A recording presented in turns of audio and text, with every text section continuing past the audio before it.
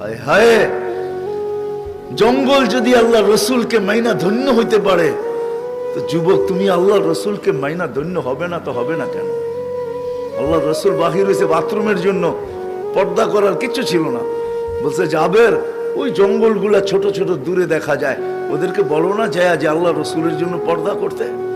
জাবের চিৎকার দিছে, ও ছোট ছোট জঙ্গল, আল্লাহ রসুলের জন্য পর্দা করো, কার আগে কে আসবে? মানুষের চেয়ে দ্রুত গতিতে উঠা ছুটা এইসব গোল হয়ে দাঁড়ায় পর্দা করছে। আল্লাহ রসুল বাহির হয়ে আসছে, বলছে জাবের নিজ নিজ জায়গায় যেতে যাও, চলে যেতে বলো। জাবের রাদিয়াল্লাহু তাআলা চিৎকার দিতেছে আর দৌড়াইতেছে। সবাই বলতেছে দৌড়াও কেন? চুপ, পরে বলবো। যা বলছে চলে যাও তোমাদের জায়গায়। সবাই মানুষের মতো ছুটে যায়, নিজের জায়গায় বসে গেছে। জাবের জানি কি দেখা ফিরে আসছে, বলছে জাবের কি দেখলা? বলে আমি দেখতে চাইছিলাম ওইখানে আছে কি, ওয়াল্লাহি মা ওয়াজাদতু ইল্লা রায়হা, সুঘ্রাণ ছাড়া কিচ্ছু ছিল না। হায় হায় হায় হায় হায়, এগুলো কোনো কাহিনী না। মজা মরা খেজুর গাছ, চারজন ক্ষুধার্ত, চারজনই কাতর। নিজেরটা তো মাইনা নিতে পারতেন, কিন্তু আবু বকর, ওমর ও আলী ক্ষুধার্ত, মাইনা নাই কি করা? বলছে এই খেজুর গাছকে যে বলো তা কাঁচা পাকা খেজুর দিতে।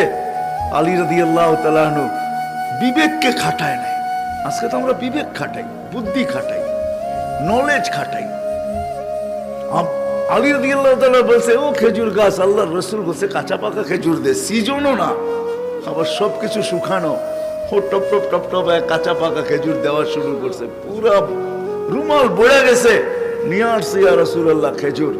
তুমি পাকা গুলা খাও, কাঁচা গুলা খাও না, তোমার চক্ষু উঠছে। হায় হায়, যার কথা খেজুর গাছ মানে।